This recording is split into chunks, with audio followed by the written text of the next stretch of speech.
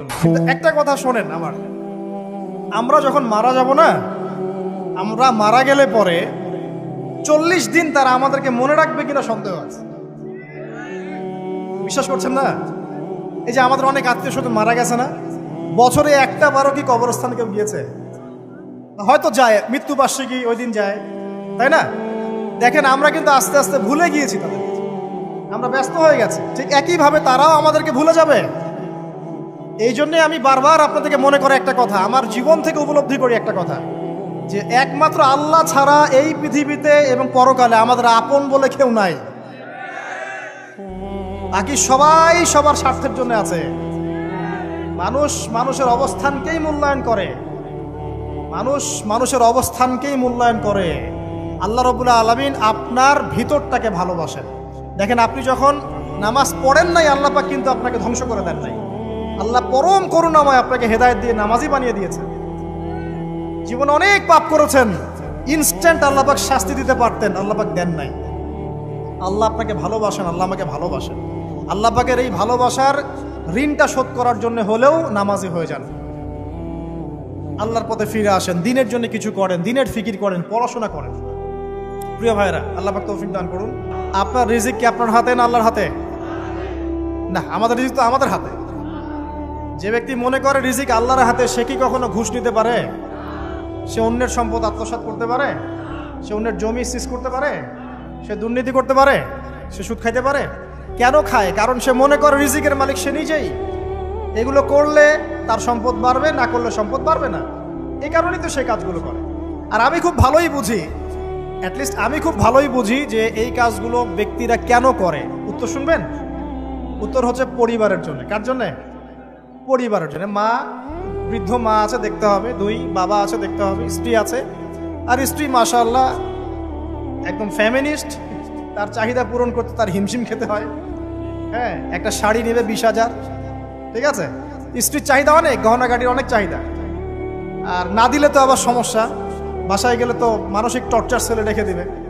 এখনকার বেশিরভাগ পুরুষই কিন্তু নির্যাতনের শিকার। এখনকার বেশিরভাগ পুরুষ কিন্তু নির্যাতনের শিকার। ম্যাক্সিমাম বাসায় গিয়ে দেখবেন টর্চার, এক একটা রিমান্ডের সেলের মতো, বুঝছেন? এবং এটা 7 দিন 5 দিন 7 দিনের রিমান্ড না, এটা লাইফ টাইম রিমান্ড, মানে পুরো জীবন ধরে রিমান্ড চলবে। তো এই যে সমস্যা, কার কার জন্য করি? পরিবার, সন্তান, পিতা মাতা, আত্মীয় স্বজন, এগুলোর জন্য। কিন্তু একটা কথা শোনেন আমার, আমরা যখন মারা যাব না, আমরা মারা গেলে পরে 40 দিন তারা আমাদেরকে মনে রাখবে কিনা সন্দেহ আছে। বিশ্বাস করছেন না? এই যে আমাদের অনেক আত্মীয় স্বজন মারা গেছে না, বছরে একটা বারো কি কবরস্থানে কেউ গিয়েছে? হয়তো যায়, মৃত্যুবার্ষিকী ওই দিন যায়, তাই না? দেখেন আমরা কিন্তু আস্তে আস্তে ভুলে গিয়েছি তাদের, আমরা ব্যস্ত হয়ে গেছি। ঠিক একইভাবে তারাও আমাদেরকে ভুলে যাবে। এই জন্যে আমি বারবার আপনাদেরকে মনে করে একটা কথা, আমার জীবন থেকে উপলব্ধি করি একটা কথা, যে একমাত্র আল্লাহ ছাড়া এই পৃথিবীতে এবং পরকালে আমাদের আপন বলে কেউ নাই। বাকি সবাই সবার স্বার্থের জন্য আছে। মানুষ মানুষের অবস্থানকেই মূল্যায়ন করে, মানুষ মানুষের অবস্থানকেই মূল্যায়ন করে। আল্লাহ রাব্বুল আলামিন আপনার ভিতরটাকে ভালোবাসেন। দেখেন আপনি যখন নামাজ পড়েন নাই, আল্লাহ পাক কিন্তু আপনাকে ধ্বংস করে দেন নাই। আল্লাহ পরম করুণাময় আপনাকে হেদায়েত দিয়ে নামাজি বানিয়ে দিয়েছেন। জীবনে অনেক পাপ করেছেন, ইনস্ট্যান্ট আল্লাহ পাক শাস্তি দিতে পারতেন, আল্লাহ পাক দেন নাই। আল্লাহ আপনাকে ভালোবাসেন, আল্লাহ আমাকে ভালোবাসেন। আল্লাহ পাকের এই ভালোবাসার ঋণটা শোধ করার জন্য হলেও নামাজি হয়ে যান, আল্লাহর পথে ফিরে আসেন, দিনের জন্য কিছু করেন, দিনের ফিকির করেন, পড়াশোনা করেন। প্রিয় ভাইরা, আল্লাহ পাক তৌফিক দান করুন। দেখুন, এই রিবা থেকে দূরে থাকার জন্য একটা হাদিস যথেষ্ট, যে 4 শ্রেণীর মানুষকে আল্লাহ রাসূল সাল্লাল্লাহু আলাইহি ওয়াসাল্লাম লাআনত করেছেন, অভিশাপ দিয়েছেন। ইনশাআল্লাহ আজকের লেকচার যাদের কানে যাবে, আমরা যদি না খেয়েও মরে যাই, আল্লাহ পাক না খেয়ে মারবেন না ইনশাআল্লাহ। রিজিক আছে, খাবো ইনশাআল্লাহ। কিন্তু হয়তো বা অভাব হবে, টাকা পয়সা একটু কম হতে পারে, অন্যের 10 তলা ফ্ল্যাট হবে, আমার হবে না, ঠিক আছে? অন্যের এত বিঘা বিঘা জমি আমার হয়তো হবে না। কিন্তু ইনশাআল্লাহ তাআলা এই যে দুনিয়ার মুসাফিরের জীবনটা, এটা মুসাফিরের জীবন না? মুসাফিরের জীবনটা কেটেই যাবে ইনশাআল্লাহ। কাটবে না? যে কোনোভাবে কেটে তো যাবেই ইনশাআল্লাহ। এই যে পরকালের জীবনটা একটা চেতনার শক্তি, জানেন? দুনিয়াতে যত বাধা বিপত্তি আসুক, গাল মন্দ খান, গীবত তহমত খান, কষ্ট হোক, নির্যাতন হোক, একটা বিষয় মনের মধ্যে শান্তি দেয়। কি শান্তি? যে এই দুনিয়ার জীবনটা তো আর চিরস্থায়ী নয়, এটা তো আর সারা জীবন থাকবে না। ইনশাআল্লাহ এই অবস্থা আস্তে আস্তে পরিবর্তন হয়ে যাবে। ফাইন্না মাআল উসরি ইউসরা, পরকালে ইনশাআল্লাহ পাবো। দুনিয়াতে না পেলে কি হয়েছে, পরকালে পাবো ইনশাআল্লাহ। যুবক ভাই, এসব জেনা ছেড়ে দেন, আল্লাহ রাব্বুল আলামিন আপনার জন্য হুর রেখেছেন জান্নাত, ইনশাআল্লাহ পাবেন ইনশাআল্লাহ। এটা ছেড়ে দেন, সুদ ছেড়ে দেন, আল্লাহ পাক আপনার জন্য হাউজে কাউসার রাখছে ইনশাআল্লাহ। ঠিক আছে, অন্যায় পাপ ছেড়ে দেন, আল্লাহ রাব্বুল আলামিন আপনার জন্য জান্নাত রেডি করে রাখছে ইনশাআল্লাহ। এই দুনিয়ার জীবনটা ধোঁকা, একটা ছোট্ট জীবন, পুরা ধোঁকা, কিচ্ছু নাই এর মধ্যে। আমার কথা শোনেন, এই দুনিয়ার জীবনে কিছুই নাই। চারপাশে অনেক কিছু মনে হবে, আপনার বাড়ি আছে, গাড়ি আছে, স্ট্যাটাস আছে, টাকা পয়সা, প্রতিপত্তি সব আছে।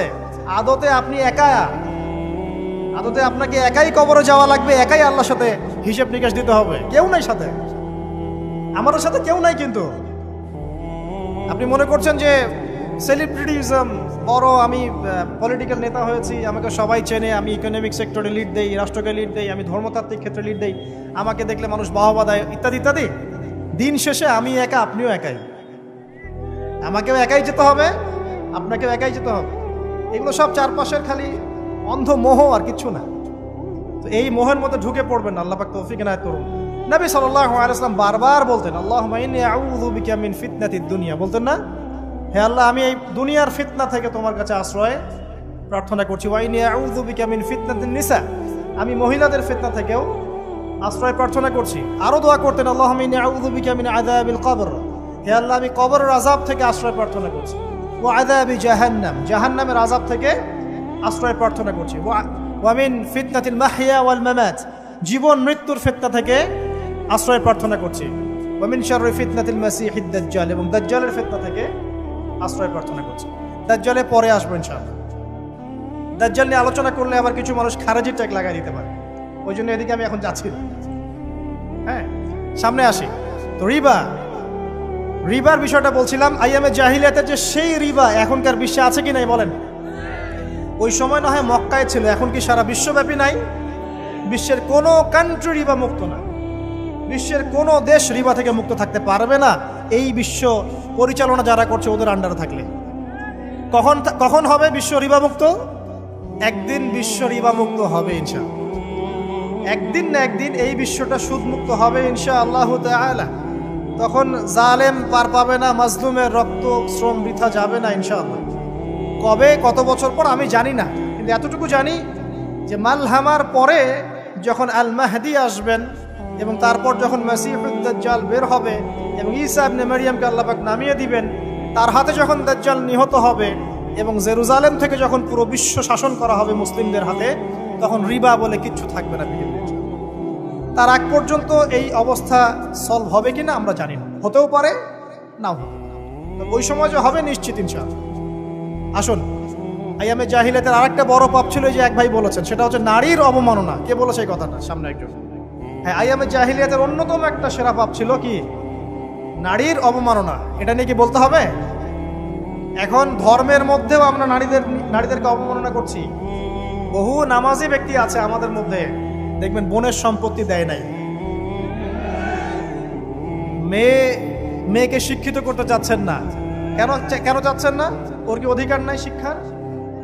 আপনি কি জানেন যে আয়েশা রাদিয়াল্লাহু আনহার কাছে বহু সাহাবী হাদিসের তালিম নিয়েছেন, বহু হাদিস শিখিয়েছেন কে? মা আয়েশা রাদিয়াল্লাহু আনহা। তো তিনি যদি শিক্ষিত না হতেন, শেখাতে পারতেন? তো মেয়েদের শিক্ষার দরকার আছে না? হ্যাঁ, কি বিষয় দরকার? তাদের উপযুক্ত পরিবেশ নিশ্চিত করতে হবে, নিরাপত্তা, পর্দা এগুলো নিশ্চিত করতে হবে। তারপরে মেয়েদেরকে আপনি অবশ্যই শিক্ষিত করবেন। ঘরের কোণে বসে রাখতে কে বলেছে? আপনি নিরাপদ পরিবেশ দেন, পর্দা দেন, তারা মাদ্রাসা যাবে, পড়াশোনা করবে। ঠিক আছে? আল্লাহ পাক আমাদের মা বোনদেরকে শিক্ষিত করার তৌফিক দান করুন, আমিন। ভালো ভালো কোয়ালিটি সম্পন্ন মহিলা মাদ্রাসা গড়ে তোলেন। আর মেয়েরা যদি শিক্ষিত না হয়, তাহলে আমাদের বাড়ির বউরা শিক্ষিত হবেন। আর বউ শিক্ষিত না হলে আপনি একা শিক্ষিত হয়ে লাভ নাই। তখন ওই যে বললাম টর্চার সেল, ওই টর্চার সেলে ঢুকতে হবে আর কি। কথা বুঝতে পারছেন না? আগে বিয়ে শাদী করেন, বুঝবেন ইনশাআল্লাহ। যারা করেছেন তারা অলরেডি হাসছে যে মিটমিট করে দেন। ঠিক আছে? আচ্ছা, সামনে আসেন। দেখেন, মেয়েদের অবমাননা কিভাবে দেখাবো? সবচেয়ে বড় অবমাননা হচ্ছে ওদের দেহটাকে আমরা এখন পণ্য বানিয়েছি। এই যে পর্নোগ্রাফি দেখেন, এই মেয়েগুলোর ইজ্জতের কোনো দাম নাই। মানে তাদের দেহটাকে একটা ব্যবসার সামগ্রী বানানো হয়েছে। এবং আমি একটা লেকচার দিয়েছিলাম ঢাকায়, নীল দর্পণ, দেখবেন অনলাইনে আছে। ওখানে আমি স্ট্যাটিস্টিক দেখিয়েছি যে সারা বিশ্বে এই যে আমেরিকায় শুধুমাত্র $12 বিলিয়ন ব্যবসা করে পর্ন নিয়ে। এটা একটা ব্যবসা, একটা ইন্ডাস্ট্রি। যেমন ফিল্ম ইন্ডাস্ট্রি আছে, তারপরে গানের ইন্ডাস্ট্রি আছে না, এরকম একটা ইন্ডাস্ট্রি হচ্ছে এই পর্ন ইন্ডাস্ট্রি। এখানে সবাই অ্যাক্টর অ্যাক্ট্রেস, এরা হচ্ছে অভিনেতা অভিনেত্রী। এখানে যা দেখানো হয় এগুলো কিন্তু রিয়েল না, বাস্তব না, সব ফেক। বুঝতে পারছেন না কথা? এগুলো অভিনয়, এগুলো ফেক। এবং এটা একটা ইন্ডাস্ট্রি, এর মধ্য দিয়ে মেয়েদের দেহটাকে পণ্য বানিয়ে সারা বিশ্বে ব্যবসা করছে। এবং এর একটা অন্যতম উদ্দেশ্য হচ্ছে মুসলিম যুবকদের ঈমান যেন নষ্ট করা যায়। কারণ মুসলিম যুবকদের ঈমান চলে গেলে তারা নিশ্চিন্ত যে ওদের পথে আর কেউ বাধা নাই। কারণ ওদের এই জুলুমের পথে বাধা যদি কেউ দিতে পারে তাহলে কারা দিবে? মুসলিমরা। আর মুসলিমদের মধ্যে সবচেয়ে শৌর্য বীর্য কাদের মধ্যে থাকে? যুবকদের মধ্যে। যুবকদের ঈমান যদি চলে যায় তাহলে এদের আর কোনো সমস্যা নাই। তো এই বিষয়টা খেয়াল করবেন যে এটা একটা ইন্ডাস্ট্রি। সো এখানে আমরা মেয়েদের দেহটাকে আমরা কি বানিয়েছি? পণ্য বানিয়ে দিয়েছি। আর এখন তো চলছে কাপড় খোলা সংস্কৃতি। প্রত্যেকটা সেক্টরে আপনি গিয়ে দেখবেন মেয়েদের ইজ্জত, সম্মান, আব্রুটাকে উন্মুক্ত করে এটাকে দিয়ে আমরা বিজনেস করছি। আর এটা একটা বিজনেস। যেখানে সমাধান কি? সমাধান আয়েশা রাদিয়াল্লাহু আনহা। সমাধান কে? সমাধান ফাতিমা রাদিয়াল্লাহু আনহা। সমাধান কে? সমাধান খাদিজা রাদিয়াল্লাহু আনহা। আমাদের মা, আমাদের বোন, আমাদের স্ত্রীদেরকে তাদের মতো করে মানুষ করতে হবে, গড়ে তুলতে হবে ইনশাআল্লাহ। দেখবেন নারীর সত্যিকারের সম্মান নিশ্চিত হবে ইনশাআল্লাহ। ইসলাম কি কখনো বলেছে যে মেয়েরা কাজ করতে পারবে না, পড়াশোনা করতে পারবে না ইত্যাদি? এই নাস্তিকরা তো ঠুনকো যুক্তি দিয়ে আক্রমণ করে। কে বলেছে সমস্যা? এমন ইসলামিক স্টেট আছে যেখানে একটা স্টুডিও, মনে করেন স্টুডিও, ছবি তোলা হয় কথার কথা, সেখানে সব কর্মী মহিলা, কোনো পুরুষ নাই। একটা মাদ্রাসা, সমস্ত কর্মী মহিলা, কোনো পুরুষ নাই। একটা স্কুল, সবাই মহিলা, কোনো পুরুষ নাই। ওখানে মেয়েরাই পড়ে, মেয়েরাই শেখায়। জায়েজ না জায়েজ বলেন? একটা নিরাপদ পরিবেশে যদি মেয়েরাই মেয়েদের দায়িত্ব নিয়ে পড়াশোনা করায়, ব্যবসা করে, অন্য কিছু করে, জায়েজ না জায়েজ? তাহলে পরিবেশ নিশ্চিত করাটা হচ্ছে চ্যালেঞ্জ। ইসলাম বলছে না যে আপনি তাকে একদম অজ্ঞ করে রেখে ঘরের কোণে ফেলায় রেখে দেন, তাকে আপনি পড়াশোনাও শেখাবেন না, সম্পত্তির অধিকারও দিবেন না, কিছুই না। এগুলো ইসলাম কখনো বলেনি। বলেছে? আরে বোকা মানুষ! রাসূলুল্লাহ সাল্লাল্লাহু আলাইহি ওয়াসাল্লামের সময় তো মহিলা সাহাবীরা উহুদের যুদ্ধও করেছে। কি শুনলেন? রাসূল সাল্লাল্লাহু আলাইহি ওয়াসাল্লামের সময় মহিলা সাহাবী উহুদের যুদ্ধও করেছে। উহুদের যুদ্ধের নাম শুনেছেন? ওখানে মহিলা সাহাবীও ছিল তীরন্দাজ। তাহলে মহিলাটা কি করে নাই নবীর যুগে? খাদিজা রাদিয়াল্লাহু আনহা যত বড় ব্যবসায়ী ছিলেন, এখন এত বড় ব্যবসায়ী পাবেন? কোন মেয়ে আছে এত বড় ব্যবসায়ী? উসমান রাদিয়াল্লাহু আনহু যত বড় বিজনেসম্যান ছিলেন, এখন এত বড় বিজনেসম্যান আছে? তো কি ছিল না সেই স্বর্ণযুগে? ওই স্বর্ণযুগের সুন্নতি আমাদেরকে আমল করতে হবে। আল্লাহ পাক তৌফিক এনায়েত করুন, আমিন। প্রিয় মা ও বোনেরা, পর্দা ছাড়বেন না। আপনাদের জন্য 4টা কাজ: স্বামীর আনুগত্য করা, লজ্জাস্থানের হেফাজত করা, আপনার 5 ওয়াক্ত সালাত ঠিকঠাক মতো আদায় করা, এবং রমজান মাসে সওম রাখা। নবীজি বলেছেন সাল্লাল্লাহু আলাইহি ওয়াসাল্লাম, জান্নাতের যে কোনো দরজা দিয়ে ইচ্ছা আপনি প্রবেশ করতে পারবেন। আপনার জন্য সহজ। আর স্বামীর আনুগত্য বলতে আমি বুঝাইনি স্বামীর দাসত্ব করতে হবে, এটা বলিনি। এখনকার কিছু ফ্যামিলিস্ট মেয়ে আছে, ওরা আনুগত্য শব্দ মনে হয় যে দাসত্ব মনে হয়। আনুগত্য দাসত্ব এক জিনিস না। আনুগত্য কি? স্বামী কোরআন সুন্নাহর অনুকূলে কোনো কথা বলেছে, আপনি মানবেন। স্বামী বলছে পর্দা করো, তোমাকে ভালোবেসে বলছি তুমি পর্দা করো, তুমি আমার অনেক প্রিয় একজন মানুষ, তুমি বেপর্দায় বাইরে যাবা, লোকজন দেখবে, কেমন হয়? ঠিক আছে, তোমাকে তো আমিই বিয়ে করেছি, তুমি আমার, মানুষ তোমাকে দেখবে কেন? ঠিক আছে? তো এখন স্বামী ভালো কথা বলেছে, আপনি শুনলেন, এটা আনুগত্য। আর ওই স্বামী যদি বলে আসো তো আমার কলিগরা এসেছে, ওকে খাবার সার্ভ করতে হবে, আসো খাবারটা পরিবেশন করো, এখন আপনি বেপর্দা হয়ে আপনার স্বামীর কলিগের সামনে খাবার পরিবেশন করতে শুরু করবেন, এটা কি আনুগত্য করতে হবে? এটা তখন আপনি আনুগত্য করবেন না। সিম্পল, কোরআন সুন্নাহর অনুগত কাজে আপনি স্বামীর আনুগত্য করবেন, বিপরীতে গেলে আপনি করবেন না। স্বামীর আনুগত্য মানে স্বামীর দাসত্ব নয়। আর এই হাদিসটা আপনি কেন ভুলে যান যে আল্লাহ রাসূল সাল্লাল্লাহু আলাইহি ওয়াসাল্লাম বলেছেন, আল্লাহ ছাড়া যদি কাউকে সেজদা করা যেত সম্মান বুঝাচ্ছেন। আল্লাহ ছাড়া যদি কাউকে সেজদা করা জায়েজ হতো, আমি মেয়েদেরকে বলতাম যেন স্বামীকে সেজদা করে। কেন? কারণ আপনাকে রেসপন্সিবিলিটি, আপনার খাবার, আপনার ফুড, আপনার শেল্টার, আপনার মানে পুরো দায় দায়িত্ব নিজের হাড় ভাঙা পরিশ্রম দিয়ে, জীবনের ঝুঁকি নিয়ে স্বামী আপনার জন্য করে। সে আপনার সম্মান পাওয়ার যোগ্য তো? সে কি আপনার সম্মান পাওয়ার যোগ্য নয়? আপনি যদি সম্মানের হক আদায় না করতে পারেন তাহলে আপনি অকৃতজ্ঞ। আর অকৃতজ্ঞ মেয়ে কখনো জান্নাতে যাবে? একটা হাদিসে আছে, বেশিরভাগ মেয়ে জাহান্নামে যাওয়ার অন্যতম কারণ হচ্ছে তারা স্বামীর সাথে কুফুরি করে। কি করে? মানে সারা জীবন স্বামী ভালোবেসে যায়, ভরণ পোষণ দিয়ে যায়, সব চাহিদা পূরণ করে যায়, একদিন দেখবেন কথা কাটাকাটি হয়েছে, ওই দিন বলে বসবে যে তোমার কাছে আমি কিচ্ছু পাই নাই সারা। এই যে কুফুরি, এই কারণে তারা জাহান্নামে যেতে পারে বেশি। আল্লাহ হেফাজত করুন। আরেকটা কারণ হচ্ছে যে বেপর্দা। আপনাকে 4টা মূলনীতি ফলো করতে হবে। 1, এমন কোনো পোশাক পরবেন না যে পোশাকটা আটো সাটো, যেটা পরলে আপনার গায়ের কাঠামো বোঝা যায়। এটা বোরখা হলেও পরা যাবে না। আমি কি বুঝাতে পারছি? ডিজিটাল বোরখা দেখেন নাই? দেখছেন? মাশাআল্লাহ। আর কারা কারা দেখছেন? এদিকে চোখ বেশি যায় না? আচ্ছা, এমনি দেখা যায়, চোখ দিতে হয় না, এমনি দেখা যায়। ডিজিটাল বোরখা চলবে না, ডিজিটাল বোরখা চলবে না। আমার মত, এটা আমি মত দিচ্ছি, আমি আল্লাহর রাস্তায় সময় দিয়েছি অনেক দিন, এবং এখানে যে পর্দাটা শেখানো হয় এরকম পর্দা আমি অন্য কোথাও দেখিনি। এত চমৎকার পর্দা শেখানো হয়। কারা কারা সময় লাগিয়েছেন? 3 দিন 7 দিন সময় দিয়েছেন কারা কারা? বেশিরভাগই দেন নাই। সমস্যা নাই, দিতে হবে, আমি বাধ্যতামূলক বলিনি আপনাকে। বলেছি এখানে পর্দা শেখানো হয়, চমৎকার পর্দা শেখানো হয়, যে এখানে চোখটা পর্যন্ত তাদের ঢেকে রাখার তালিম দেওয়া হয়। যাই হোক, যেখানেই শেখেন অ্যাটলিস্ট পর্দাটা শিখলেই হলো। এমন পোশাক হবে না যেই পোশাকটা আটো সাটো, যেটা পরে আপনার গায়ের কাঠামো বোঝা যায়। 2 নম্বরে এমন পোশাক পরা যাবে না যেই পোশাকটা পরলে বাহির থেকে ভিতরের অঙ্গ দেখা যায়। দেখেছেন? দেখেন নাই? দেখছেন হুজুর? আচ্ছা, আপনারা তো সব দেখেন দেখি। তারপরে 3 নাম্বার, এমন পোশাক পরা যাবে না যেটা অমুসলিমদের সাথে সাদৃশ্য আছে। কথা বুঝতে পারছেন? অমুসলিমদের ধর্মীয় বিষয়ের সাথে সাদৃশ্য আছে এমন পোশাক মুসলিম মেয়েদের পরা যাবে না। এর মানে এই নয় যে অন্য ধর্মকে আপনি আক্রমণ করবেন, এটাও নয়। যে যার ধর্ম তাদের স্বাধীনতা মতো পালন করবে। মুসলিমরা বাধা দিবে? দিবে না। মুসলিমরা দাওয়াত দিতে পারে। কি করতে পারে? দাওয়াত দিতে পারে যে ভাই, যে লা ইলাহা ইল্লাল্লাহর কনসেপ্ট আপনাকে বুঝাচ্ছি, আল্লাহ ছাড়া কোনো মাবুদ নাই, মুহাম্মদ সাল্লাল্লাহু আলাইহি ওয়াসাল্লাম সর্বশেষ রাসূল, এই কোরআন পড়ুন, হাদিস পড়ুন, দেখুন এটাই হচ্ছে মানবতার মুক্তির সনদ। এরপর যদি সে ইসলাম কবুল করে আলহামদুলিল্লাহ, যদি না করে এর হিসাব কে দিবে? সে নিজে দিবে। এর হিসাব কি আমাকে দেওয়া লাগবে? দেওয়া লাগবে না। তো অমুসলিমদের সাথে সাদৃশ্য আছে এমন পোশাক চলবে না। আর 4 হচ্ছে, পুরুষরা মেয়েদের পোশাক পরতে পারবে না, মেয়েরা পুরুষদের পোশাক পরতে পারবে না। জি, আপনাদেরকেই বলছি, আপনারা জিন্স পরতে পারবেন না, মেয়েদেরকে বলছি, এবং টি শার্ট পরতে পারবেন না। আপনারা ওই যে যা ইচ্ছা তাই ড্রেস পরে বলবেন যে 1000 বছরের সভ্যতা সংস্কৃতি, এসব বাজে কথা চলবে না এখানে। এটা 1000 বছরে কোনোদিনও আমাদের দাদা নানিরা এগুলা কখনো পরে নাই। করছে? আপনার দাদি কখনো এরকম পরছিল শাড়ি? তো যে বললো 1000 বছর থেকে পরে আসতেছে নাকি?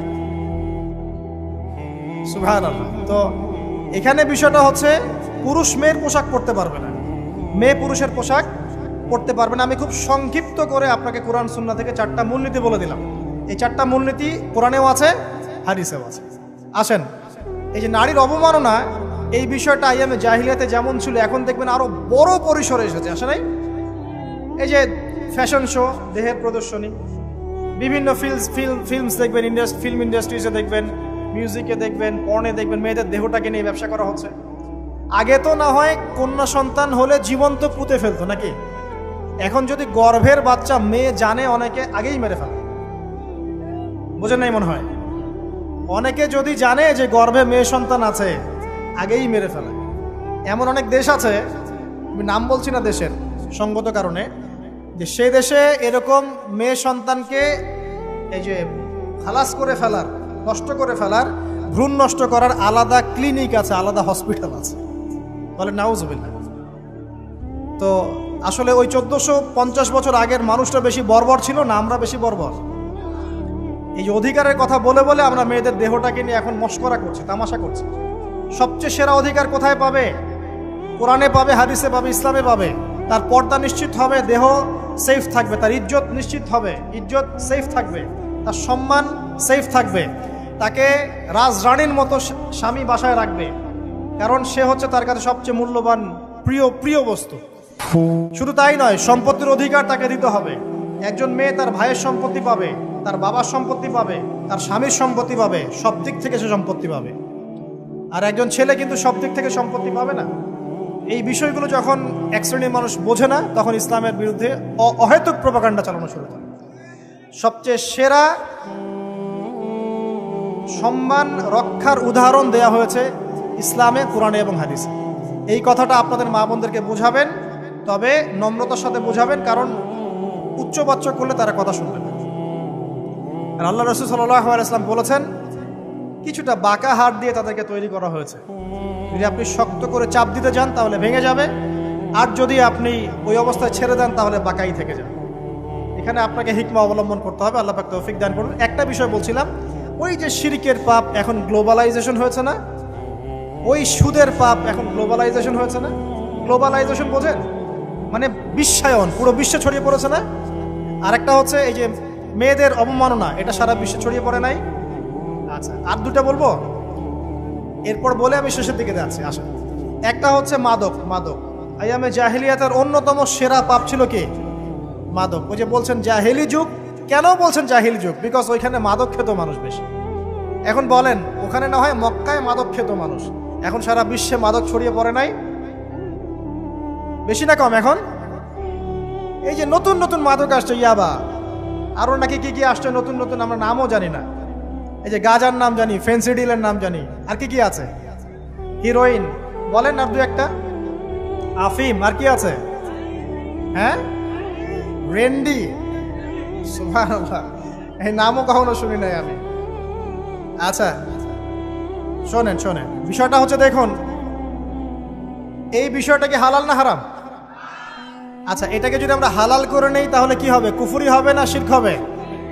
শিরক কুফর দুটোই হচ্ছে। কিন্তু এখন মক্কার কিছু মানুষ মাদক খেয়েছে বুঝলাম, আল্লাহ রাব্বুল আলামিন ধাপে ধাপে এখান থেকে বের করেছেন। প্রথমে বলেছেন মদ খেয়ে নামাজের ধার কাছে যেও না। হ্যাঁ, তারপরে বলেছেন এই যে মাদকে কিছুটা উপকার আছে কিন্তু বেশি ক্ষতি। তারপর বলেছেন খেয়ে নামাজের কাছে যেও না। তারপর ধাপে ধাপে শেষের দিকে এসে আল্লাহ পাক বলেছেন যে এটাকে ছেড়ে দাও। সূরা মাইদায় পড়ে দেখেন, এটা শয়তানের কাজ। তখন সাহাবায়ে কেরাম রাদিয়াল্লাহু আনহুম পুরোপুরি মাদক থেকে নিজেদেরকে মুক্ত করলেন। এরপরে কি কখনো তারা মাদক ছুঁয়েও দেখেছেন? বরং মাদক দ্রব্য সেবন করলে 40টা লাঠি বেত্রাঘাত করতে হয়, ইসলামিক শাস্তি। কয়টা লাঠি? আর উমর রাদিয়াল্লাহু আনহুর সময়ে 40 লাঠিকে বাড়িয়ে 80 লাঠি করা হয়েছে। কত লাঠি? 80 লাঠি। কিন্তু আরো একটা পাপের শাস্তি আছে, বলবো? অপবাদ। এখন যেটা বেশি দেওয়া হয়, অপবাদ, মিথ্যা অপবাদ, সতী সাদী নারীর উপরে মিথ্যা অপবাদ, এর শাস্তি হচ্ছে 80 লাঠি। আবার 100 লাঠির শাস্তি আছে, 100 লাঠি। এটা কিসের জানেন? জিনা। এই যে যারা করছেন, এর শাস্তি হচ্ছে 100 লাঠি। তাও জনসমক্ষে দিতে হবে, গোপনে না। আর 1 বছরের জন্য এলাকা ছাড়া করতে হবে। রজম একটা শাস্তি আছে, রজম। এটা কি? রজম মানে পাথর নিক্ষেপ করে হত্যা। এটা তো বর্বর, তাই না? অমানবিক, মধ্যযুগীয়। এসব কথা শুনছেন না? শোনেন, কিছু কিছু বিষয় আছে যে বিষয়গুলো করার পরে এই পৃথিবীতে মানুষ বেঁচে থাকার অধিকারটা হারিয়ে ফেলে। কথা বুঝতে পারছেন না? কিছু কিছু পাপ আছে, এগুলো করলে পরে মানুষ এই পৃথিবীতে বেঁচে থাকার অধিকারটা হারায় ফেলে। যেমন কোনো বিবাহিত ব্যক্তি যদি জেনা করে, নাউজুবিল্লাহ, কোনো ছেলে যদি কোনো ছেলের সাথে যৌন সম্পর্ক করে, সমকামী করে, বা এটাকে যেটা গে মানে যেটা কি বলে, সমকামিতা, ঠিক আছে, এই কাজ যদি কেউ করে, নোংরা কাজ যদি কেউ করে, কোনো মেয়ে যদি কোনো মেয়ের সাথে এরকম কোনো কাজ করে, একই পাপ। এসব পাপ করলে পরে এই পৃথিবীতে বেঁচে থাকার অধিকারটা সে হারিয়ে ফেলে। কথা কি বুঝতে পারছেন? আচ্ছা, তখন শাস্তি হচ্ছে আল্লাহ রাব্বুল আলামিন পাথর নিক্ষেপ করে হত্যা করতে বলেছেন। কারণ হচ্ছে সে এত গর্হিত একটা কাজ করেছে যেটা এই শাস্তি পাওয়ার সম্পূর্ণ যোগ্য। এবং কওমে লূত নামে যে কওম ছিল, ওই কওমটাকে আসমানে উঠিয়ে আল্লাহ পাক পাথর বর্ষণ করে এভাবেই শেষ করে দিয়েছে। জর্ডান একটা দেশ আছে না, জর্ডানের পাশে ডেড সি নামে একটা জায়গা আছে, ডেড সি, মৃত সাগর। ওইখানে সাদুম নামে একটা গোত্র থাকতো। কোন গোত্র? সাদুম। ওই সাদুম গোত্র এরকম সমকামী ছিল। আল্লাহ রাব্বুল আলামিন লূত আলাইহিস সালামকে পাঠিয়েছিলেন, তারা হেদায়েতের বাণী শোনে নাই। আল্লাহ পাক ওদেরকে আসমানে উঠিয়ে পাথর নিক্ষেপ করে উল্টা দিকে দাফন করে দিয়েছে। কিছু কিছু পাপ আল্লাহ পাক সহ্য করেন না, আল্লাহ পাকের আরশ কেঁপে ওঠে। এই পাপগুলো সেরকম পাপ। কথা বুঝতে পারছেন তো? এই যে জিনা, পর্নোগ্রাফি, ব্যভিচার, পরকে, এগুলোর মধ্য দিয়ে আমরা নারীর অবমাননা করছি না? এবং ধর্মের মাধ্যমেও মাঝে মাঝে করছি, যখন আমরা ধর্মের নামে মেয়েদের অধিকার দিচ্ছি না। অনেকেই সম্পত্তির অধিকার দিচ্ছেন না, অনেকেই শিক্ষিত করছেন না, অনেকেই আরও যৌতুক নিচ্ছেন না, যৌতুক নিচ্ছেন না অনেকেই। যে বিয়ের সময় যৌতুক নেয়, এটা তো মেয়ের উপর, মেয়ের পিতার উপর টর্চার করা, সম্পূর্ণ হারাম, সম্পূর্ণ হারাম। তারপরে দেখবেন, রিপোর্টগুলো পড়ে দেখবেন যে এই বছর 2022, এই 22-এই গভর্নমেন্ট রিপোর্ট অনুযায়ী নিবন্ধিত প্রায় 1339টা ধর্ষণের মামলা হয়েছে। তো এটা এখন অ্যাভেলেবল, যে কোনো সব জায়গায় ধর্ষণ হচ্ছে, এখন অ্যাভেলেবল। মানুষ এটাকে স্বাভাবিক মনে করছে, এখন নর্মাল ধর্ষণ হতেই পারে, মানুষ এখন এমন মনে করছে। প্রত্যেক দিন পেপার খুলবেন, দেখবেন রেপের খবর, প্রত্যেক দিন খবর শুনবেন ধর্ষণের খবর। আর সব খবর তো আসে না, আসে হয়তো 10%, 20%, 30%, বেশিরভাগই আসে না। এলাকায় মোড়ে মোড়ে দেখবেন, গ্রামে গঞ্জে শহরে বন্দরে খালি ইফটিজিং দেখবেন, খালি ইফটিজিং। মেয়েদেরকে যৌন হয়রানি করা হচ্ছে, বাসে, অটোতে, টেম্পুতে, সব জায়গায়। বাসের মধ্যে মেয়েকে রেপ করে ফেলা হচ্ছে। একটা বাচ্চা মেয়ে যে বোঝেও না যে সেক্সুয়াল বিষয়গুলো কি জিনিস, ওকেও রেপ করা হচ্ছে। এই যে মহামারী, আপনি তো বুঝতে পারছেন না যে আমরা কোন সমাজে আছি। এই সমাজে আপনার মেয়ে তো সেফ না, আমার মেয়ে তো সেফ না। আমার মেয়ে, আপনার মেয়ের ভবিষ্যৎ কি হবে, এর ভবিষ্যতের নিশ্চয়তা কে দিবে? আপনার মেয়ের ইজ্জতের ভবিষ্যতের নিশ্চয়তা কে দিবে? এই নিশ্চয়তা দেওয়ার মতো মানুষ কোথায়, নেতা কোথায়? কারো ঘরের স্ত্রী, কারো ঘরের বোন, কারো ঘরের মেয়ে এখন সেফ না। যে কোনো জায়গায়, যে কোনো বাসে, ট্রাকে, ট্রেনে, অটোতে, সব জায়গায় হতে পারে। আর এগুলোকে আমরা প্রমোট করছি, এখন নগ্নতাকে প্রমোট করছি, পর্নকে প্রমোট করছি। এই নগ্নতা, পর্ন, এসব দিয়ে মানুষের মাথাটাকে পুরো জানোয়ার বানিয়ে ফেলা হয়েছে। পর্ন দেখাতে দেখাতে ছেলেদের মাথাটাকে জানোয়ার, পশু বানিয়ে ফেলা হয়েছে। এরা এখন বোঝে না যে মেয়ে কি জিনিস, মা কি জিনিস, বোন কি জিনিস, তাও বোঝে না। ভাই বোনের সাথে জেনা করেছে, চাচাতো বোন চাচাতো ভাইয়ের সাথে জেনা করছে, চাচাতো ভাই ফুফাতো বোনের সাথে জেনা করছে। রংপুরের খবর শুনলাম যে মায়ের সাথে ছেলেও জেনা করেছে। না, এগুলো কেন হচ্ছে? এই মহামারী কেন হচ্ছে? কি সমাধান দিবে? সমাধান ইসলামে ছিল, আমরা নাই। সমাধান হচ্ছে, প্রথম সমাধান অশ্লীলতার মহামারী বন্ধ করতে হবে, পর্দা নিশ্চিত করতে হবে, পর্নোগ্রাফির সমস্ত সাইটগুলো বন্ধ করে ফেলতে হবে। আজকের নিউজ দেখেছি আমি, এটা আমি ধন্যবাদ জানাই বাংলাদেশ গভর্নমেন্টের যে তথ্য প্রযুক্তির যে সেন্টার আছে, প্রায় 26,000 পর্ন সাইট তারা বন্ধ করে দিয়েছে, আলহামদুলিল্লাহ। তো কথা বললে তো কাজ হবে, কথা না বললে কাজ হবে কিভাবে? 26,000 পর্ন সাইট তারা বন্ধ করে দিয়েছে। যখন সমাজের মানুষ পর্ন দেখতে দেখতে পশু হয়ে গেছে, আপনি বাইরে এই যে আলখাল্লা টুপি দাড়ি পরে ঘুরলে লাভ আছে? ভিতর থেকে তো আপনি পশু। দেখবেন মসজিদে ইমাম সাহেব নামাজ পড়াতে এসেছে, বাসায় পর্ন দেখে আসছে, নামাজে কোনো মনোযোগ নাই। দেখবেন টাপাটাপ নামাজ পড়ছে, কোনো মনোযোগই নাই, পর্ন দেখে। ইমানের আলোচনা করবেন, খুব লাফালাফি করলো, 2 দিন পর দেখবেন কোনো খবর নাই, পর্ন দেখতে দেখতে ভিতরটা শেষ, ড্যামেজ। পর্নোগ্রাফিতে যে একবার আসক্ত হয়েছে, তার মধ্যে ইমানের কোনো তেজই থাকবে না, কোনো তেজ থাকবে না। এখন আলেম জালেম সবার ফোনে ফোনে দেখবেন পর্ন চলে আসতেছে, কেউ দেখতে না চাইলেও তাকে দেখতে বাধ্য করা হচ্ছে। ফেসবুকে ঢুকবেন, নগ্ন দৃশ্য। এই নগ্নতা দিয়ে, এই পর্নোগ্রাফি দিয়ে, এই যে মিডিয়ার মধ্যে দিয়ে প্রমোটিংটা দিয়ে ব্যভিচার ছড়িয়ে দেয়া, জেনা ছড়িয়ে দেয়া, অশ্লীলতা ছড়িয়ে দেয়া, পরকীয়া ছড়িয়ে দেয়া, এর মধ্য দিয়ে নারীর সম্মান, দেহ, ইজ্জতকে আমরা এখন রাস্তার সাথে মিশিয়ে দিয়েছি। কিসের অধিকারের কথা বলছে? কিসের নারী অধিকারের কথা বলছে? খালি ডিগ্রি সার্টিফিকেট অর্জন করতে পারলেই অধিকার হয়? আমার তো ইজ্জতই ঠিক থাকলো না, আমার অধিকার কোথায় থাকলো? একটা সার্টিফিকেট অর্জন করার জন্য কলেজের মেয়েদেরকে বড় বড় নেতার বেডরুমে ঢুকানো হচ্ছে, দেখেন নাই? তো একটা সার্টিফিকেট অর্জন করতেই হবে আমাকে। নিজের ইজ্জত বিক্রি করে দিয়ে হলেও আমার সার্টিফিকেট অর্জন করতেই হবে, লাথি মারি এসব পড়াশোনার পিছনে, দরকার নেই আমার পড়াশোনা। ওর চেয়ে বাসায় এলাকায় এলাকায় মহিলা মাদ্রাসা করেন, মাদ্রাসায় মেয়েদেরকে পড়ান। আমি খুব দুঃখের সাথে বলছি, অনেক মাদ্রাসাতেও এরকম ঘটনা কিন্তু ঘটেছে না? এখানে একটা কথা আমরা পরিষ্কার করতে চাই, সেটা হলো যে পাপী, রেপি, ধর্ষণী, সে আলেম করুক আর জালেম করুক, ইমাম করুক আর জালেম করুক, ফাসেক করুক, সবাইকে সমান শাস্তি নিশ্চিত করতে হবে। আর শাস্তি হবে দৃষ্টান্তমূলক, যেন আরো 10 জন দেখে শিক্ষা নেয়। ওই যে ইসলামে আছে না হাত কেটে ফেলা, কি কারণে বলেন তো? কারণ সবাই যখন দেখবে এই যে খুঁটির সাথে বেঁধে একটা চোরের হাত কেটে ফেলা হয়েছে, এলাকার সব মানুষ দেখেছে, চুরি বাড়বে না কমবে? নিশ্চিত চুরি কমে যাবে ইনশাআল্লাহ। তো এই যে নারীর অবমাননার ওই যুগের চেয়ে এই যুগে বেশি না কম?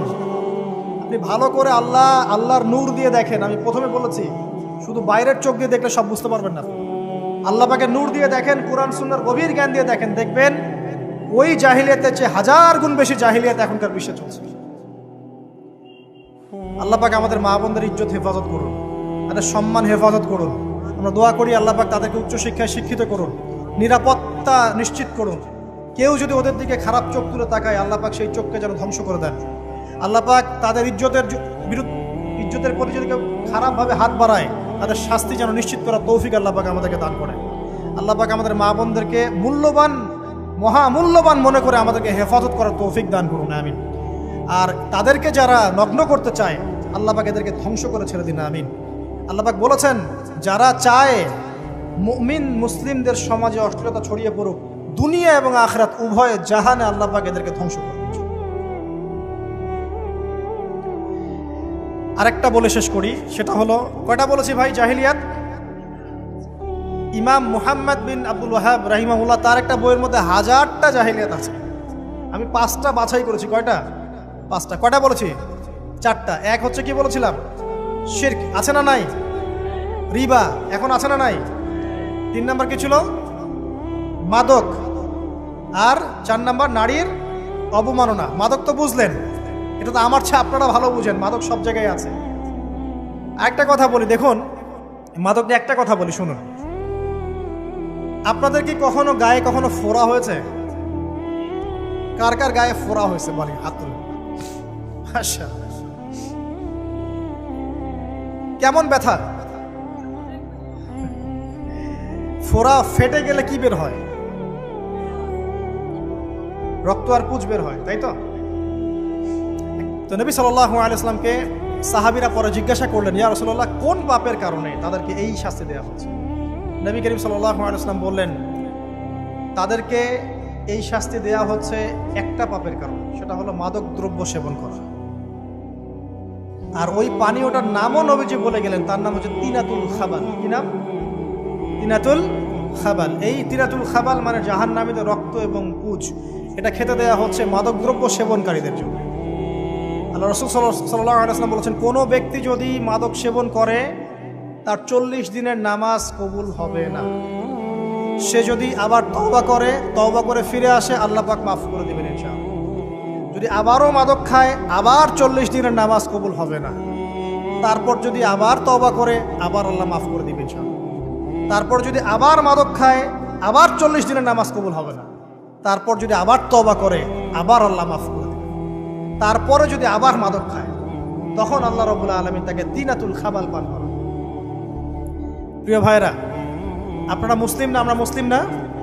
মুসলিম যুবকদের সবচেয়ে সেরা অস্ত্র হচ্ছে ঈমান এবং নৈতিকতা। অন্যরা জাহিলিয়াতের স্রোতে ভেসে যাক, মুসলিম তরুণরা কখনো জাহিলিয়াতে যাবে না ইনশাআল্লাহ। আমার সাথে ওয়াদা করেন যে কোনো প্রকার মাদক দ্রব্যের সাথে সংশ্লিষ্ট থাকবেন না। একটা সিগারেটেও কখনো টান দিবেন না, কারণ সিগারেটটা কি? সিগারেট আপনাকে আস্তে আস্তে অন্য মাদকের দিকে নিয়ে যাবে। সিগারেট খাওয়া শিখেছিস, এখন গাঁজাও খা। গাঁজা খাওয়া শিখলে এখন ওটা খা, এই করতে থাকে। এক পর্যায়ে আপনি এখান থেকে আর বের হতে পারবেন। এখানে আপনার দেহের ক্ষতি, আপনার মস্তিষ্কের ক্ষতি, আপনার পরিবারের ক্ষতি। এমন আপনি যদি পরবর্তীতে গিয়ে পরিবার গঠন করতে চান, আপনি সুখী পরিবারও গঠন করতে পারবেন না, কারণ ভিতর থেকে আপনি নিজেকে শেষ করে ফেলছেন। দুইটা ভয়ঙ্কর পাপের কথা বলে দেই।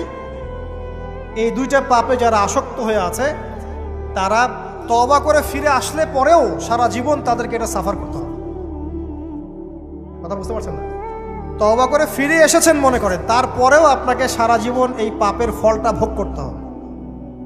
এক, মাদকদ্রব্য দীর্ঘদিন সেবন করেছেন, তওবা করেছেন, ফিরে এসেছেন, আল্লাহ হয়তো মাফ করে দিয়েছেন, আল্লাহ পাক মাফ করে দিয়েছেন, বাট আপনি আপনার দেহের যে ক্ষতিটা করে ফেলেছেন এটা পোষাতে পারবেন না। এক নম্বর। দুই, তখন আপনি যদি বিয়ে করেন আপনি স্ত্রীকে সন্তুষ্ট করতে পারবেন না। হ্যাঁ। দুই নাম্বার হচ্ছে এই যে গোপনে যুবকরা যে পাপটা করে, মাস্টারবেশন, যেটাকে আমরা বলি হস্তমৈথুন, এই পাপ যেসব যুবকরা করছে বা করে, এবং অ্যাভেলেবেল এই পাপটা সবাই করে, কারণ এখন পর্নের যুগ, পর্ন দেখলে তো আর কোনো উপায় নাই, তখন তো এই পথেই যেতে হচ্ছে, নিজের উপরে নিজেকে জুলুম করতে হচ্ছে। যারা হস্তমৈথুন অভ্যস্ত হয়ে গেছে এরা যদি তওবা করে ফিরেও আসে, শরীরের যে ক্ষতিটা হয়েছে এটা পূরণ হবে না। দেখেন আমার মতো বয়সে, আমার চেয়ে প্রায় 10 বছর বয়স আগেই তারেক বিন জিয়াদ স্পেন জয় করেছিল। আমার যে বয়স এখন চলছে 30 পার হয়ে গেছে, এর চেয়ে আরও প্রায় 10 বছর আগে মুহাম্মদ বিন কাসিম এই সিন্ধু জয় করেছিল। এখন যে ইসলাম আপনি ভোগ করছেন এটা তাদের ফল, তাদের এই জিহাদের ফল। তো এখন আমাদের এই যে 20 বছর 30 বছরের যুব সমাজের দিকে তাকায় দেখেন, একবার তাকায় দেখেন, চেহারাগুলো একটু দেখেন, চেহারা দেখেন, এক একটা চেহারা দেখেন, চেহারায় নূর নাই, নষ্ট হয়ে গেছে, নামাজ নাই, চোখগুলো বসে যাচ্ছে, কারণ সারা রাত জেগে থাকছে। ওই যে টিকটক টিকটক টিকটক সারা রাত, হ্যাঁ সারা রাত ফোনে, সারা রাত গল্প গুজব। রাত্রেবেলা দেখবেন, রাত্রেবেলা শহর যেন জীবিত হচ্ছে, রাত্রেবেলা ক্যারাম খেলে, রাত্রে লুডো খেলে, রাত্রে এটা করে, রাত্রে সে, সারাদিন ঘুম, সারাটা দিন ঘুম। আপনি কি জানেন সারা রাত কে জেগে থাকে, সারাদিন কে, সারা রাত কে ঘুমায় আর সারা দিন কে জেগে থাকে? সারা রাত জেগে থাকে কুকুর এবং সারাদিন ঘুমায় কুকুর। আর দেখবেন আপনি বিড়ালকে দেখবেন, ও কিন্তু রাত্রে ঘুম এবং দিনের বেলা সে অ্যাক্টিভ। পাখিকে দেখবেন, পাখি সন্ধ্যা হলো একদম ঘরে, যেই সূর্য ডুববে পাখি একদম ঘরে, দেখেন না, পাখি ঘরে। আর যেই ফজর হবে পাখি বের হয়ে গেল। আর আল্লাহ রাসূল সাল্লাল্লাহু আলাইহি ওয়াসাল্লাম হয়তো বা এই কারণেই, আল্লাহ ভালো জানেন, তিনি বলেছেন এমন কিছু মানুষ জান্নাতে যাবে যাদের মনটা হবে পাখির মতো। সুবহানাল্লাহ। দেখেন পাখি কি করে, একদম সন্ধ্যা হলো ঘরে ঢুকে গেল, যেই ফজর হবে একদম ফজরের আগে আগে সে বের হয়ে গেল। তো পাখির মতো হওয়ার চেষ্টা করে, পাখির মতো লাইফস্টাইলে আসে, এবং সে সারাদিন পরিশ্রম করে রিজিকের জন্য, করে না? আল্লাহ পাক পাখিকে রিজিক দেন কি চাকরির মধ্য দিয়ে না ব্যবসার মধ্য দিয়ে? কিভাবে সে রিজিক পায়? তাওয়াক্কুল, তাওয়াক্কুল, আল্লাহর প্রতি তাওয়াক্কুল। আর তাওয়াক্কুল করে কি সে ঘরে বসে থাকে না রিজিক সার্চ করে, রিজিক তালাশ করে? আপনিও রিজিক তালাশ করেন, আল্লাহ পাক রিজিক দিবে ইনশাআল্লাহ। প্রিয় যুবক ভাইরা, আল্লাহর ওয়াস্তে তওবা করেন। যারা যারা মাদকদ্রব্যের সাথে সংশ্লিষ্ট আছেন বা থাকার সম্ভাবনাও ছিল, এর ধার কাছেও যাবেন না, ওয়াদা করছেন তো? এবং গোপন পাপে লিপ্ত হবেন না, গোপন পাপে লিপ্ত হবেন না। আপনি যৌবনকে ধরে রাখেন, ইনশাল্লাহ দেখবেন আপনি সারা জীবন এনজয় করতে পারবেন। কিন্তু যদি এখন নিজেকে শেষ করে ফেলেন, এখন নিজেকে শেষ করে ফেললে আপনি বিয়ে করলে পরেও দেখবেন আপনি পস্তাচ্ছেন। ওই যে কলিকাতা হারবালে যেতে হবে, মডার্ন হারবালে দৌড় দিতে হবে। আর সব হারবাল টারবাল খেয়ে লাভ হয় না। কারণ কি? কারণ আল্লাহ প্রদত্ত যে নেয়ামত সেটা আপনি নষ্ট করে ফেলেছেন, এখন এইটার আপনি ক্ষতিপূরণ দিতে পারবেন। অতএব জীবনটাকে সিরিয়াসলি নেন। মুসলিম তরুণ যুবকদেরকে উদ্দেশ্যে বলছি যে আপনারা কায়িক পরিশ্রম করেন, কায়িক পরিশ্রম করেন। 5 ওয়াক্ত সালাতটা আল্লাহর ওয়াস্তে নামাজে মসজিদে এসে পড়েন।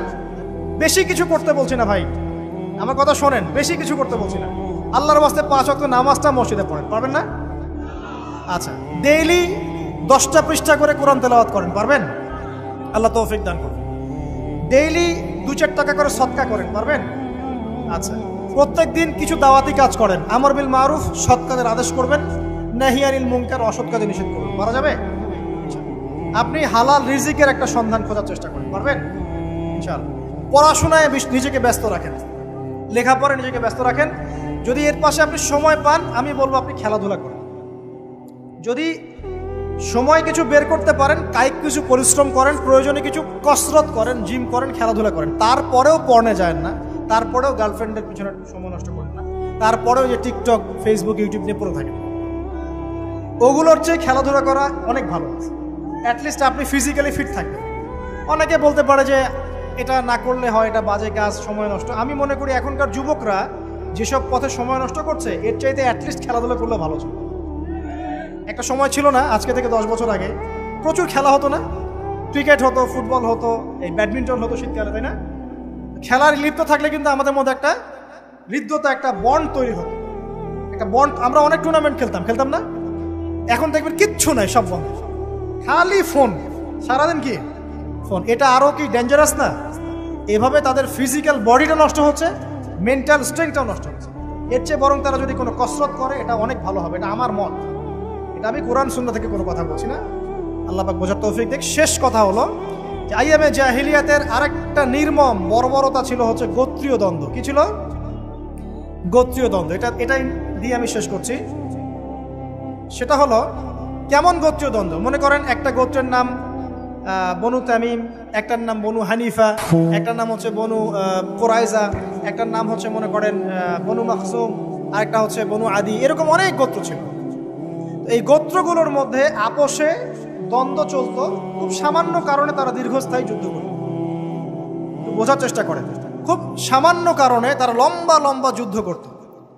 একটা উটকে কেন্দ্র করে প্রায় 80 বছর যুদ্ধ হচ্ছে। কত বছর? 80 বছর। এখন আপনাকে বলি, এই যে জাহেলিয়াতের এই যে গোত্রীয় হানাহানি, মারামারি, কাটাকাটি, এটা কি এখন সারা বিশ্বে ছড়িয়ে পড়েছে কি পড়ে নাই? আল্লাহ নূর দিয়ে দেখেন, পড়েছে কি পড়ে নাই? দেশে দেশে হানাহানি বেড়েছে না কমেছে? রাসূলুল্লাহ সাল্লাল্লাহু আলাইহি ওয়াসাল্লাম 23 বছর নবুয়তের জীবনে যতগুলো জিহাদ করেছেন এবং সারিয়া করেছেন, এতে সব মিলে হয়তো 2 থেকে 3 হাজার মানুষও মারা যায় নাই। ঠিক আছে? কিন্তু এখনকার দেখবেন প্রথম বিশ্বযুদ্ধেই কয়েক কোটি মানুষ শেষ, দ্বিতীয় বিশ্বযুদ্ধেই আরও কয়েক কোটি মানুষ শেষ, আর সামনে যে নিউক্লিয়ার যুদ্ধ হতে যাচ্ছে আল্লাহু আলাম কবে হবে, এবং এটা হইলে যে কি হবে পৃথিবীর অবস্থা আল্লাহই ভালো জানে। এমন নিউক্লিয়ার ওয়েপেন্স আছে যেটা আসমানে যদি বিস্ফোরণ ঘটানো হয় তাহলে ওই দেশের সমস্ত ইলেকট্রনিক জিনিসগুলো নষ্ট হয়ে যাবে। বুঝতে পারেন না এই কথা? বোম মারতে হবে না পৃথিবীতে, মাটিতে বোমটা মারতে হবে না, আসমানে বিস্ফোরণ করে দিবে, তাতে আপনার পুরো দেশের যত ইলেকট্রনিক ডিভাইস আছে সব ড্যামেজ। এটা এই যুগ। ওই হিরোশিমা নাগাসাকির কথা মনে আছে? কি হয়েছিল ওখানে বলেন? 2টা বোম ফেলা হয়েছিল, পারমাণবিক বোমা। কে ফেলেছিল? কে ফেলেছিল? আমেরিকা। আচ্ছা, ওই বোম দুটার নাম কি? হ্যাঁ, এই তো জানেন, লিটল বয় আর ফ্যাটম্যান। ওই 2টা বোম পড়ে যে কোটি কোটি মানুষ মারা গেল, এখন পর্যন্ত জাপানের মানুষ তার তেজস্ক্রিয়তায় ভোগে। এখনকার পারমাণবিক ওয়েপেন্সগুলো তার চেয়ে অনেক অনেক অনেক বেশি শক্তিশালী, হাজার লক্ষ গুণ বেশি শক্তিশালী হতে পারে। রাশিয়ার কাছে এমন সুপারসনিক মিসাইলস আছে, নিউক্লিয়ার মিসাইলস, যেগুলো শব্দের গতিবেগের চাইতেও 10 গুণ বেশি যেতে পারে। শব্দের গতিবেগ কত হার্টজ বলো? তোমার সায়েন্সে পড়ো নাই? তো এই শব্দের গতিবেগের চাইতেও 10 গুণ 20 গুণ বেশি যেতে পারবে কি একটা মিসাইল। মানে মিসাইল আবার আকাশ প্রতিরক্ষা ব্যবস্থা বলে একটা কথা আছে। আকাশ প্রতিরক্ষা ব্যবস্থায় ওই মিসাইলগুলোকে ডিফেন্ড করে দেওয়া যায়, ধ্বংস করে দেওয়া যায় আকাশেই। ওই প্রতিরক্ষা ব্যবস্থাও ধরতে পারবে না কত জোরে মিসাইল যাচ্ছে। এবং সেই রাশিয়াকে উস্কে দিচ্ছে এখন পশ্চিমারা, ফেলো একটা বোম, ইউক্রেনে একটা বোম ফেলো খালি।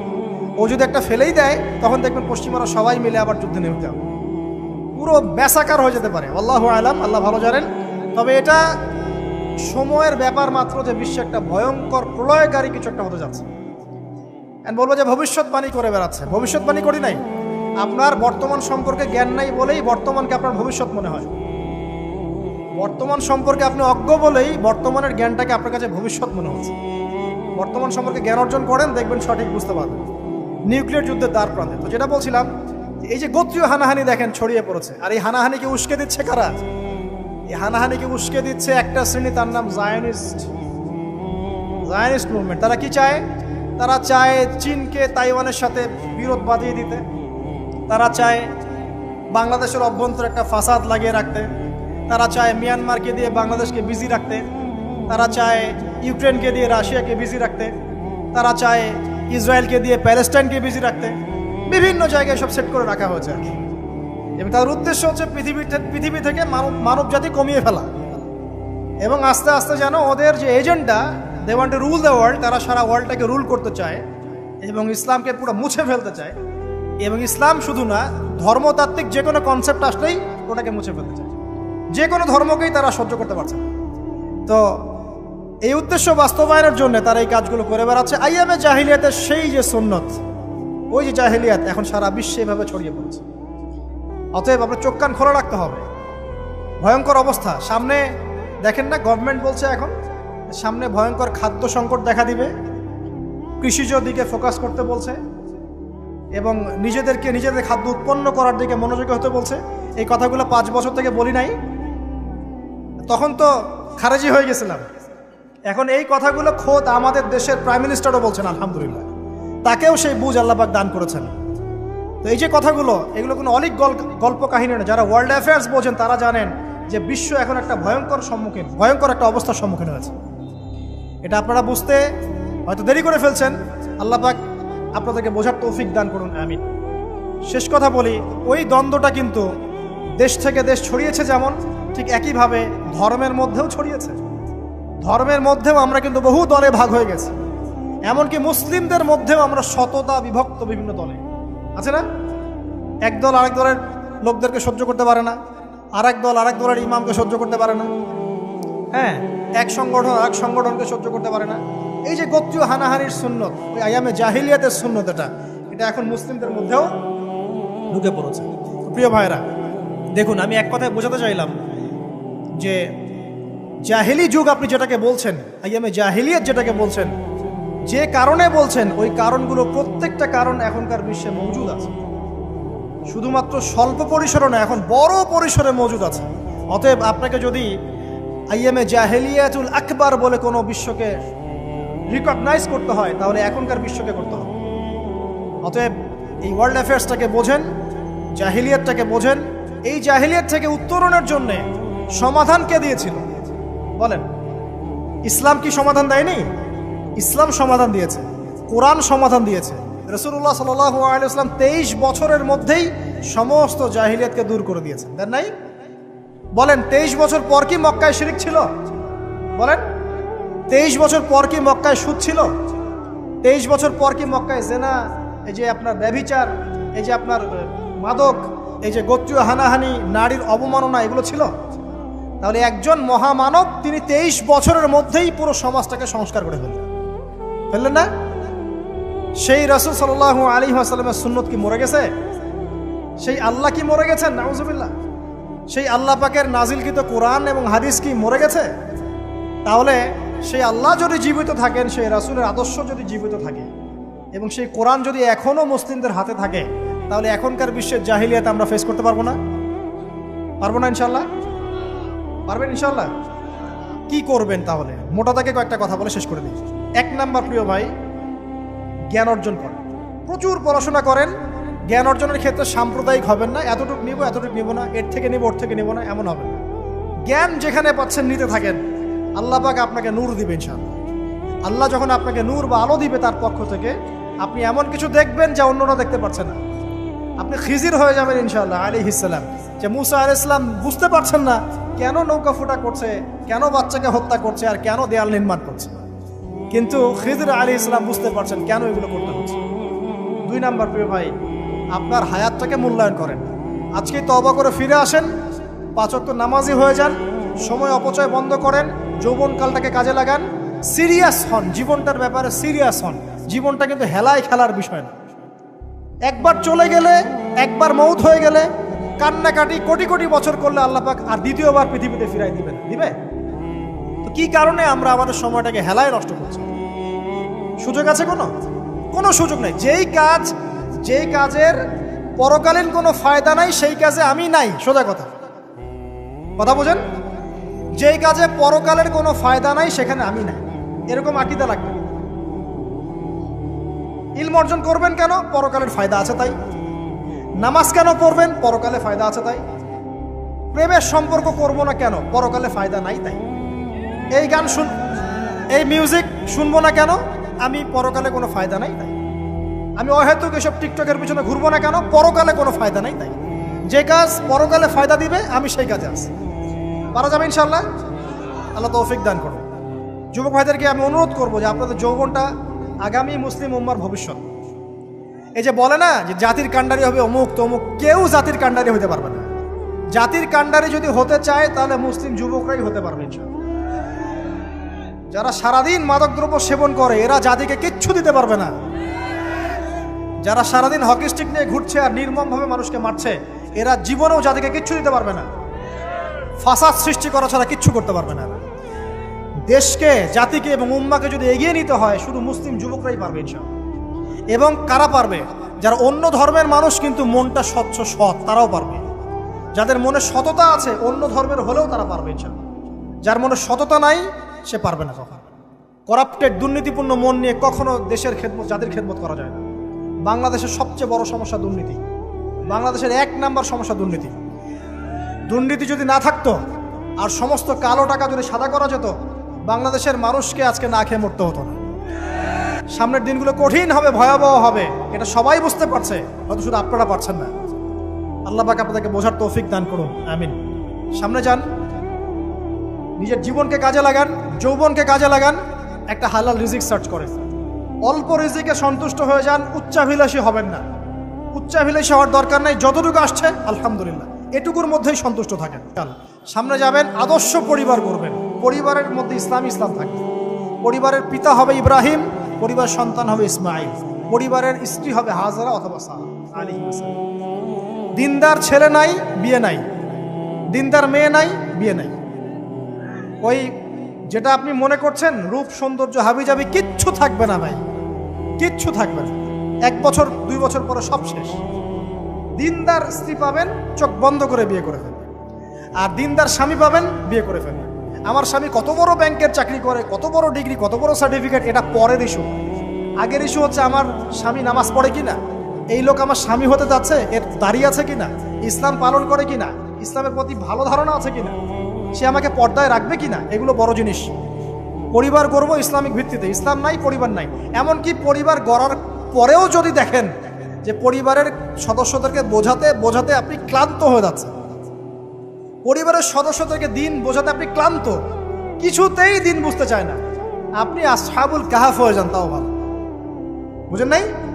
আপনি নিজের চটকায় তেল দেন, ওটা বাদ দেন, ওর কবরের হিসাব ওর উপর ছেড়ে দেন, আপনি ইব্রাহিম হয়ে যান, আপনি আসহাবুল কাহাফ হয়ে যান, তাও ভালো। ইসলাম নিয়ে কোনো কম্প্রোমাইজ নাই। পরিবারের সদস্যরাও যদি আল্লাহর পথে চলার ক্ষেত্রে প্রতিবন্ধকতা সৃষ্টি করে বাদ দিয়ে দেন, দরকার নেই। আল্লাহর জমিন প্রশস্ত, আল্লাহর জমিন প্রশস্ত, আল্লাহর রিজিক প্রশস্ত ইনশাআল্লাহ। আল্লাহ পাক উত্তম আরো কিছু দিবেন আপনাকে ইনশাআল্লাহ। খেয়াল রাখবেন, পরিবারের মধ্যে ইসলাম থাকতে হবে। এখানে কিন্তু আপনাকে কেউ বাধা দিবে না, এর কর্তা আপনি নিজেই। আল্লাহ পাক তৌফিক এনায়েত করুন, আমিন। পাশাপাশি সৎ কাজের আদেশ করেন, অসৎ কাজে নিষেধ করেন। মুসলিম উম্মার মধ্যে ঐক্যের চেষ্টা করেন, বিভক্তি সৃষ্টি করবেন। সবার মধ্যে ভালো জিনিস আছে, নিয়ে নেন, খারাপগুলো ছেড়ে দেন। এমন কোনো সংগঠন বা দল বা জামা নাই যার 100%ই পরিশুদ্ধ, এমনটা কোনো নেই, কোথাও নেই। সবার মধ্যেই কিছু না কিছু ভুল থাকবেই, কিছু না কিছু ফল্ট থাকবেই। ওই ফল্টগুলোকে নিয়ে যদি আপনি পড়ে থাকেন আর কাদা ছড়াছড়ি করতে থাকেন, কাজ হবে না। এখন এই যুগটা সেই যুগ না। এটা কি সাহাবীদের যুগ যে চুল ছেঁড়া বিশ্লেষণ করতে হবে? এখন কি খেলাফা কায়েম আছে? সাহাবীদের যুগে খেলাফা কায়েম আছে, ইসলামিক অর্থনীতি কায়েম আছে, ইসলামিক রুলিংস চলছে। তখন সূক্ষ্ম সূক্ষ্ম বিষয় নিয়ে সাহাবীরা একে অপরের সাথে কনফ্লিক্টে যাচ্ছে, মত পার্থক্য হচ্ছে। আর এখন তো কিছুই নাই, এখন আপনি ওই ছোটখাটো বিষয় নিয়ে পড়ে আছেন, বড় বিষয়টি তো খোঁজ নাই এখন। আল্লাহ পাক আমাদেরকে বোঝার তৌফিক এনায়েত করুন, আমিন। সামনে এগিয়ে যাবেন এবং দিনের জন্য কিছু করার চেষ্টা করুন। আপনার জান, আপনার মাল, আপনার সময় শ্রম দিয়ে ইসলামের জন্য কিছু করে যাওয়ার চেষ্টা করেন। কিছু না পারেন একটা এতিমখানা করেন, একটা মাদ্রাসা করেন, একটা মসজিদ করেন, ঠিক আছে, একটা সামাজিক সংগঠন করেন, একটা কি বলবো, আপনি যদি পলিটিক্সও করেন, কোনো সমস্যা নাই, কিন্তু এটাকে ভালোর দিকে নিয়ে আসেন, ন্যায়ের দিকে নিয়ে আসেন। দুর্নীতি অন্যায় বাদ দেন, অন্যের ক্ষতি করা বাদ দেন, অন্যের গীবত তোহমতের সংস্কৃতি বাদ দেন, ভালো কিছু করেন, সামাজিক কাজ করেন, মানবতার কাজ করেন। আপনি যদি লিখতে পারেন লিখেন, বলতে পারলে বলেন। আপনি কিচ্ছু করতে পারেন না, অ্যাটলিস্ট আপনি ইসলামপন্থীদেরকে সাপোর্ট দেন, আপনার সম্পদ দিয়ে, আপনার অর্থ দিয়ে সাপোর্ট করেন। কিচ্ছু করতে পারছেন না, কিছুই করার ক্ষমতা নাই, নিজেকে নিয়ে ব্যস্ত থাকেন, আগুন উস্কে দিয়েন না। মনে করেন আপনার কিছু করারই ক্ষমতা নাই, কোনো যোগ্যতা নাই, ঠিক আছে, আপনি চুপ থাকেন, অ্যাটলিস্ট আপনি আগুন উস্কে দিয়েন, নিজেকে নিয়ে ব্যস্ত থাকেন, আপনি আপনার কাজ করেন। আল্লাহ পাক আমাদের সবাইকে দিনের জন্য কিছু করার তৌফিক দান করুন, আমিন। আর সবশেষ কথা হচ্ছে যে বর্তমান অর্থনীতি, সমাজনীতি, বিশ্ব ওয়ার্ল্ড পলিটিক্স, এগুলো খুব ভালো করে পড়াশোনা করুন, করে কোরআন সুন্নাহর সাথে মেলাবেন, আখিরুজ্জামানের হাদিস এবং আয়াতগুলোকে স্টাডি করেন, সমসাময়িক প্রেক্ষাপটের সাথে এই পরিস্থিতিগুলো মেলানোর চেষ্টা করেন, দেখবেন আপনার চোখ আল্লাহ খুলে দেবে ইনশাআল্লাহ। এবং ইনশাআল্লাহ আযজা ওয়া জাল আপনি এমন কিছু সলিউশন যাদের সামনে উপস্থাপন করতে পারবেন যেটা আর 10 জন পারছে না ইনশাআল্লাহ। সর্বপ্রথম কথা, ব্যক্তিকে পরিশুদ্ধ করি, আত্মশুদ্ধি অর্জন করি, আল্লাহর হুকুম আহকামগুলো পালন করি, পরিবার গঠন করে হালাল রিজিক সার্চ করি। এরপরে আমি দিনের জন্য কিছু করার চেষ্টা করি। যদি আল্লাহ পাক আমাকে আরও বেশি যোগ্যতা দেন, তখন আরও বড় পরিসরে দিনের খেদমত করার তৌফিক আল্লাহর পক্ষ থেকে চেয়ে নেই। আল্লাহ পাক কবুল করবেন ইনশাআল্লাহু আযজা ওয়া জাল।